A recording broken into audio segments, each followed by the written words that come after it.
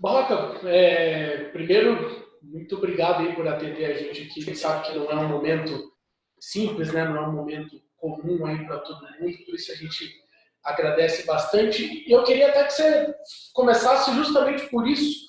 Como tem sido o teu dia a dia no trabalho, o contato com os jogadores? Como que tem sido aí a utilização de vídeos, a utilização, enfim, da tecnologia para que o trabalho continuasse até então, né, antes aí desse período de férias, né, que vai acontecer e que os jogadores vão fazer nesse período também? Qual que é a recomendação da comissão técnica? Tudo bem, Barroca? Boa tarde. Boa tarde, prazer estar falando com vocês aqui. Como você bem falou, é um período onde a gente desconhece ainda tudo que está acontecendo. Então, é um período de preocupação com a vida pessoal muito grande. Desde do dia 16 eu estou em casa com a família, sem sair. E todos nós com uma preocupação muito grande do que está acontecendo aí no mundo. Durante esse período em reclusão, eu tenho tentado diariamente aproveitar o tempo para produzir, para avaliar tudo que foi feito no trabalho até o nosso último jogo e também conseguir transferir esse conhecimento para a interação com os atletas. Então, eu tenho feito trabalhos diários de compartilhamento de vídeos que envolvam a nossa parte coletiva, que envolvam o desenvolvimento individual do atleta e também busca de referências externas, seja de possíveis adversários ou de referências que a gente possa usar para o nosso trabalho. Além disso, a gente tem analisado tudo que envolve a parte quantitativa do trabalho, que são os números, os treinamentos, avaliações dos treinamentos, dados quantitativos junto à parte física, para que a gente tenha as referências no momento que a gente possa restabelecer as nossas atividades de treinamento, para que a gente possa ter uma referência de evolução do nosso trabalho. O Barroca, nesse momento, né, toda a sociedade está, de alguma forma, se rediscutindo, criando novos parâmetros. E no futebol tem tido uma discussão muito forte em relação à questão dos salários dos jogadores nesses tempos de suspensão dos campeonatos.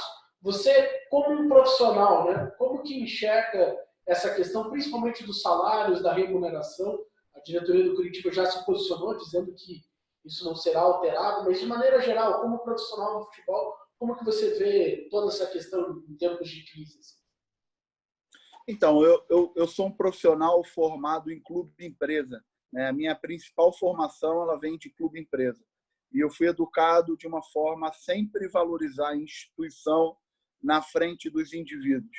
Então, eu sou sempre favorável que a instituição ela seja mais forte do que qualquer indivíduo dela. Ainda não tenho 100% de segurança para afirmar o que seja o adequado coletivamente, mas posso aqui afirmar para você que estou bastante satisfeito como a direção do Coritiba está tratando tudo isso que é novo para todo mundo. A direção do Coritiba está tratando esse problema da forma mais humanista possível, preocupada, em primeiro lugar, com a saúde dos seus colaboradores, com o seu bem-estar, com os seus familiares. A direção do Coritiba tem uma preocupação muito grande em se comunicar diariamente com todos os colaboradores. Então, eu estou bastante agradado com a forma como a direção do Coritiba tem se posicionado diante desse cenário.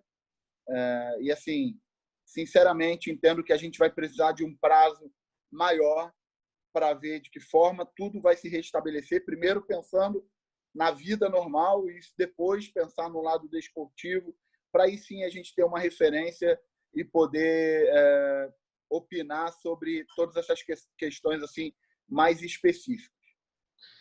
Um outro tema que também está sendo debatido, e aí também interfere no dia a dia, trabalho como o seu, né, de formação de uma equipe, em relação ao calendário, né, Barroca? O que você pensa Você, por exemplo, é a favor do término dos campeonatos estaduais dentro de campo, manutenção do Campeonato Brasileiro por pontos corridos? O que você acha?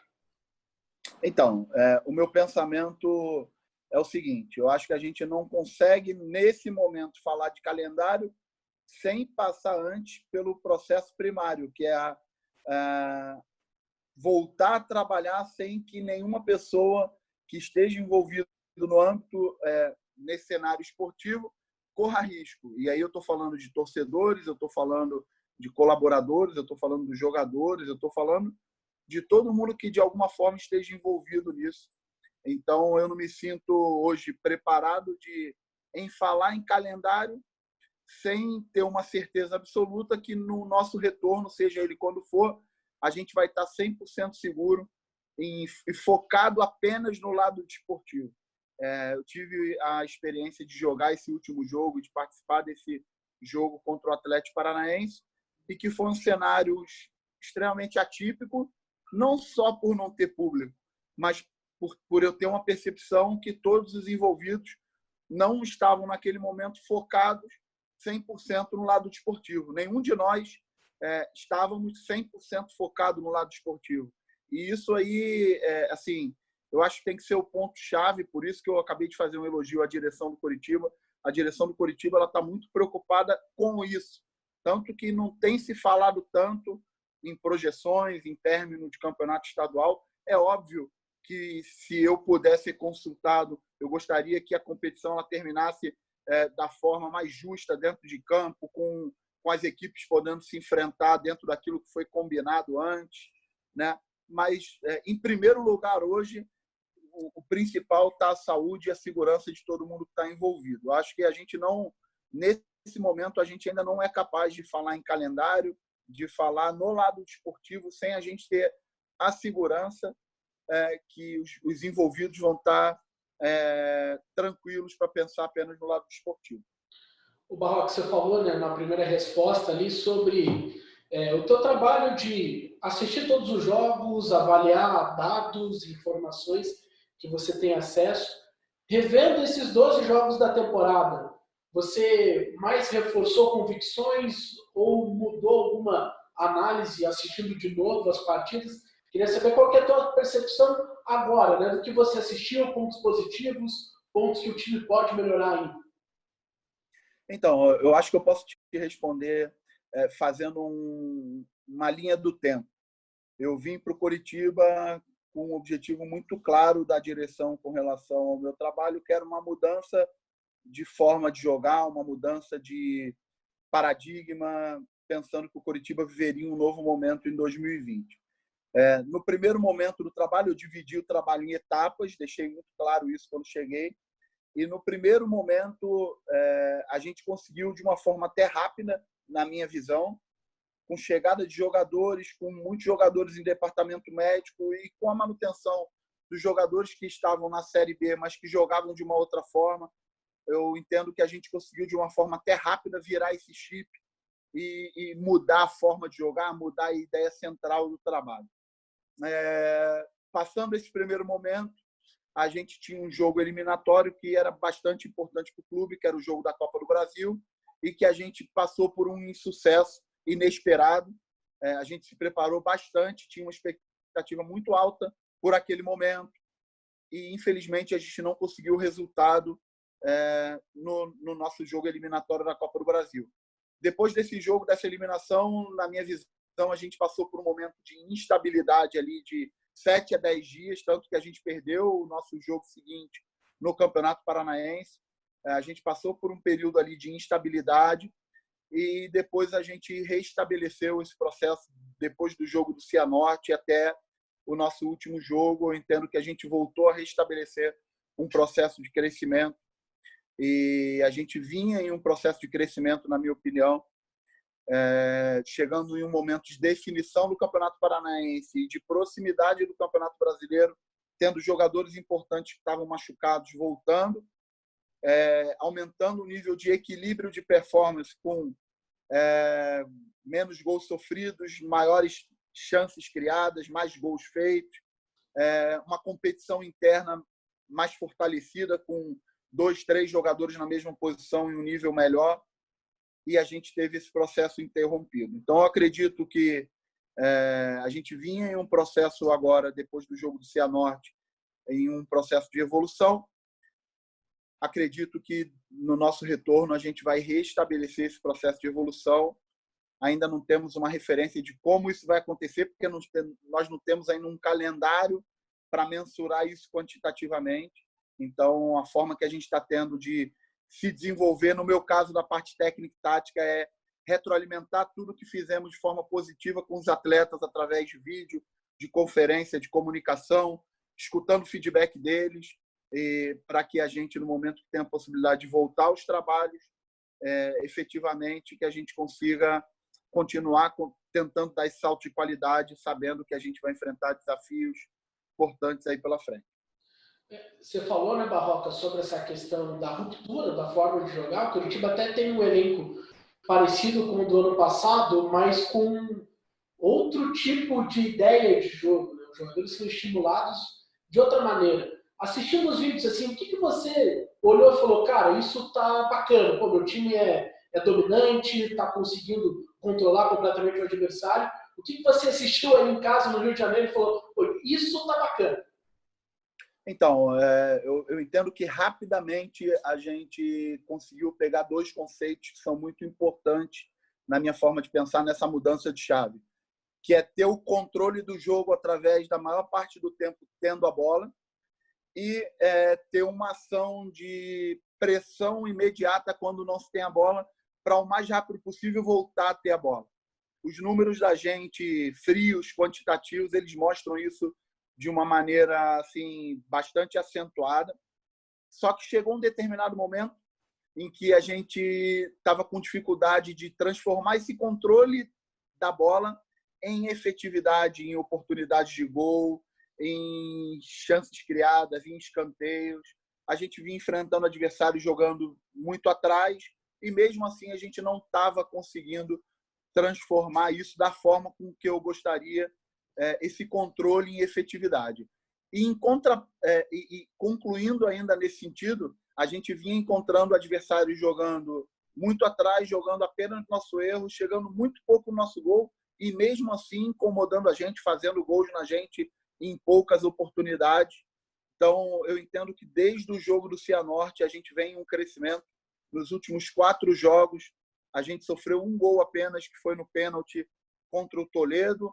A gente continua com um índice interessante de gols feitos. A gente tem um índice bastante interessante de posse de bola geral, acima de 69% por jogo, e um índice bastante interessante também.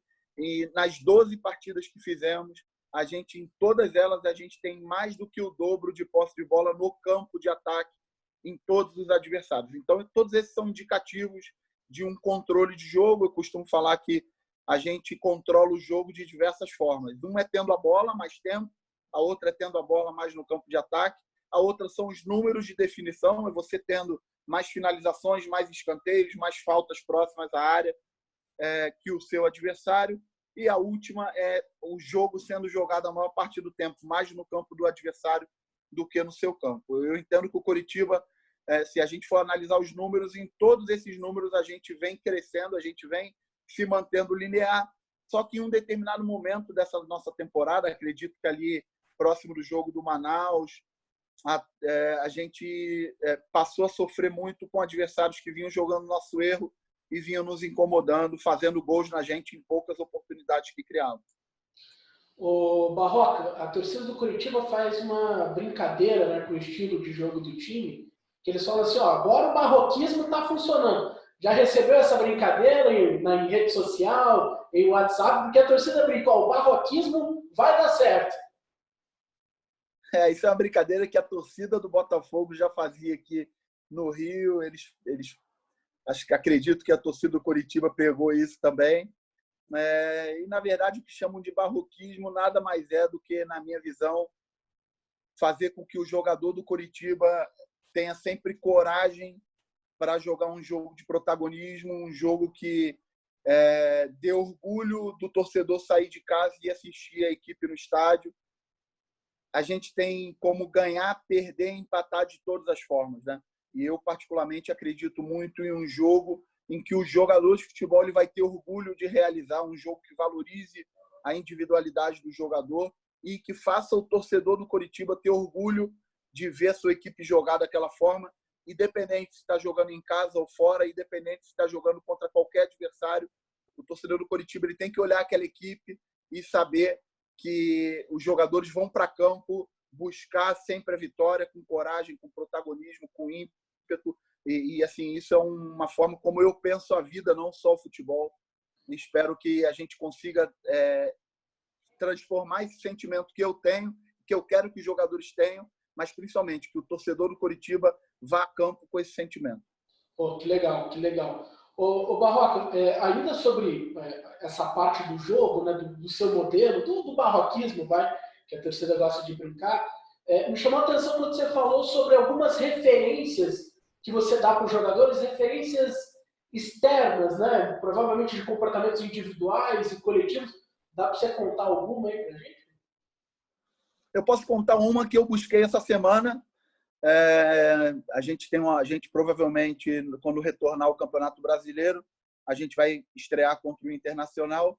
E eu fui buscar, estou analisando já jogos do Internacional, e fui buscar um jogo que o Eduardo Cudê foi treinador do Racing, foi campeão argentino, e fui buscar um jogo no qual ele perdeu no último campeonato argentino para o River Plate em casa, de 6-1.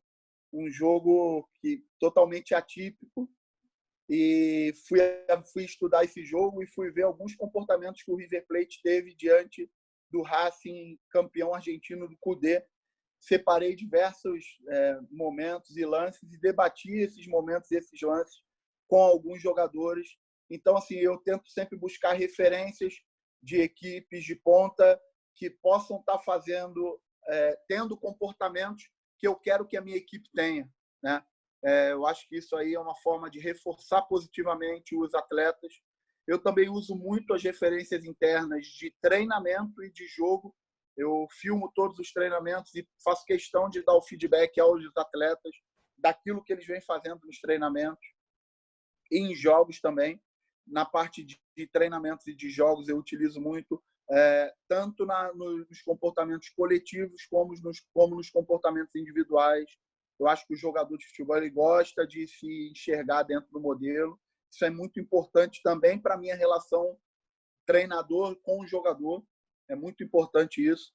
E eu acho que a gente tem conseguido, diante desse cenário que a gente está vivendo, fazer isso de uma boa forma. Barroca, quando você abre lá o Instats, o iScout, depois do Coritiba, qual que é o primeiro time que você digita ali no campo de busca para assistir? Eu, sinceramente, não conseguiria te responder isso. Eu busco referências externas eu bebo de fontes diferentes, né? Eu sou um apreciador de equipes de futebol sul-americano. Eu gosto muito do que o River Plate tem feito nos últimos tempos. Eu sou um apreciador do trabalho do Jorge Jesus no Flamengo. Eu sou um apreciador do que o Sampaoli fez no Santos. Eu sou um apreciador de grandes equipes europeias. Eu gosto de beber de fontes diferentes, de lideranças diferentes. É muito importante deixar claro que eu também não busco só referências com um modelo de jogo próximo do meu. Eu, por exemplo, troco informações quase que semanalmente com o Mano Menezes, que é um técnico que é uma referência para mim, mas que tem uma forma de pensar o jogo bastante diferente da que eu tenho, mas é um dos caras mais inteligentes que eu conheço na relação com o atleta, no pensamento estratégico do jogo. A gente consegue trocar informações em um nível muito bom e é um cara que eu me identifico muito como ele conduz a vida profissional dele. Então, eu me permito beber de fontes diferentes aí para me formar, até porque sou um profissional bastante jovem e preciso estar apto a receber outras referências. O Barroca, você falou muito sobre aquela questão ali da fase da temporada que teve a Copa do Brasil, a eliminação, que obviamente foi muito pesada, né, em termos de resultado. Duas perguntas assim, Barroca. Você chegou a temer naquele momento o cargo? E como que foi a resposta da diretoria em relação àquele momento, o feedback para você? O que foi passado naquele momento difícil, mais difícil até agora? Então, primeiro falar que foi um momento muito difícil internamente. Todos nós, e aí quando eu falo todos nós, eu falo direção, comissão técnica e atletas, todos nós sentimos muito aquela eliminação, porque era o nosso foco primário na primeira etapa. A gente se preparou muito para conseguir passar por essa etapa e, infelizmente, a gente não conseguiu o objetivo. Então, a gente sentiu realmente, todos nós, né? Mas eu preciso exaltar aqui que eu tive um apoio restrito da direção. E quando eu falo apoio, eu não falo em falta de cobrança.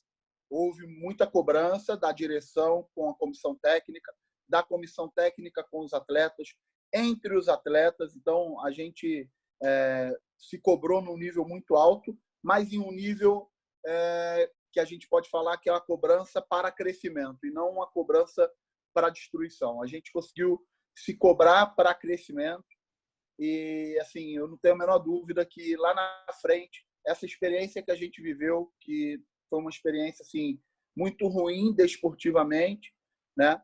Mas a gente vai tirar lições importantes porque a gente tem uma temporada difícil à frente, uma temporada importante para o clube e assim eu tenho uma convicção muito grande que o Coritiba está se preparando da melhor forma para encarar essa temporada aí e poder dar orgulho ao torcedor. Duas perguntas, Barroca, para a gente já encaminhar para o final e te agradecendo demais aí pela atenção.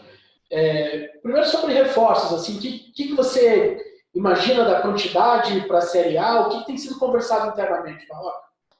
Desde quando eu cheguei no Coritiba, a gente tem tentado manter uma coerência de só trazer para dentro do nosso trabalho alguém que realmente a gente tenha referências, porque a gente nunca tem convicção, por mais que a gente traga o jogador que for, a gente nunca vai ter essa convicção que o cara vai chegar e vai dar conta do recado, mas a gente tem referências que são importantes, que nos dão segurança de trazer para o trabalho e nos aproximar do objetivo. Então, isso foi um combinado nosso desde o início e a gente tem se pautado muito em só trazer para dentro do nosso trabalho jogadores que a gente tenha segurança e referência que possam chegar e realmente nos ajudar. Caso a gente não tenha essa segurança, a gente vai olhar para dentro de casa, a gente vai olhar para a nossa base, a gente vai fortalecer todos os jogadores que a gente tem dentro.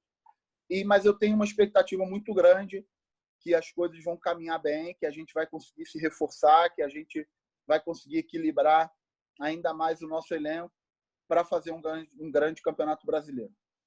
A outra pergunta, Barroca, é sobre o Rafinha. Ele, não sei a sua avaliação, mas enfim, uma avaliação meio geral da crítica e do público, ele até agora é o principal jogador do time na temporada. Ofensivamente, você considera que o time ainda depende muito dele ou não? É pelo talento dele que ele tem se destacado? O que você acha? Primeiro, reforçar a visão externa, que realmente o Rafinha está fazendo no início de temporada muito bom. As pessoas costumam colocar rótulos externos, né? Ou pela idade, ou pelo tipo físico, mas dificilmente as pessoas mensuram a força interior de um atleta, né? E o Rafinha é um jogador e um atleta com uma força interior, uma ambição muito grande, é um vitorioso aí por natureza. Então, por isso que ele está aí com a idade que tem, continua tendo respeito de torcedor, dos atletas, de direção, por essa virtude que ele tem. Eu entendo que o Coritiba precisa ainda crescer ofensivamente. Tem uma parte de responsabilidade disso que é minha, que é do aspecto coletivo, é fazer com que a equipe produza coletivamente, mais ofensivamente. E tem a questão que ela acaba sendo da individualidade do atleta, né? Eu, como falei anteriormente, entendo que nos últimos 4 jogos a gente deu um salto de qualidade e vai continuar dando um salto de qualidade no nosso retorno. Coritiba é um dos poucos times que tem mais 2 gols feitos por jogo de média, né? Eu entendo que a gente não tem um único jogador que está se destacando em gols. Se você for pegar o nosso histórico de gols, a gente tem o Rui com 3 gols, o Sassá com 3 gols, o Thiago Lopes, se não me engano, com 3 gols, A gente tem diversos jogadores fazendo gols.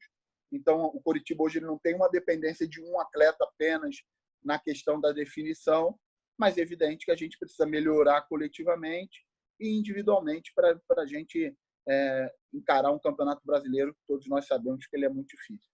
A última eu prometo. Sobre bola parada, Barroca, impressiona como o Coritiba tem uma expectativa alta de gols em cobrança de escanteio ou em faltas laterais. O que tem feito mais a diferença? Os cabeceadores, o batedor, os movimentos, né? Queria que você detalhasse um pouquinho sobre a estratégia, sem entregar todo o ouro ainda, mas detalhasse um pouquinho sobre a estratégia de bola parada. Bem, eu entendo que bola parada é algo que a gente parte de concentração, né? O jogador que vai bater a bola, ele não está marcado, ele sabe exatamente onde os companheiros dele vai se posicionar e ele tem a possibilidade de colocar uma bola em disputa próximo do gol do adversário com isso. Então, a gente tem treinado bastante, mas só se consegue excelência com um conjunto de ações individuais dos atletas, com consistência na batida, fazer a bola chegar onde ela é combinado mais vezes, atitude individual para agressividade, para fazer o gol de cabeça, ações coletivas para bloquear ou para criar um espaço para o cabeceador fazer o gol. Então, eu entendo que é um conjunto de coisas, mas eu acho que a gente tem sido muito bem sucedido. Como você falou, a gente tem um aproveitamento muito próximo de 50% dos nossos gols feitos em bola parada. É um aproveitamento assim bastante expressivo. Espero que a gente continue nesse nível, até melhorando o nosso nível de bola parada, porque com certeza a bola parada vão decidir jogos importantes aí durante a nossa temporada. Barroca, muito obrigado pelo bate-papo. Foi um prazer essa oportunidade que é rara, né, da gente passar limpo, conversar com profundidade sobre a equipe do Coritiba. Foi um papo que se estendeu, mas valeu muito a pena, foi muito bacana. E fique em casa, hein, Barroca? Deixa comigo, estou em casa cuidando da minha saúde, cuidando da saúde da minha família e aproveito para saudar os torcedores do Coritiba e pedir para que todos fiquem em casa, para que o mais rápido possível a gente possa passar por isso que é tão desagradável, que a gente possa voltar à nossa rotina de vida.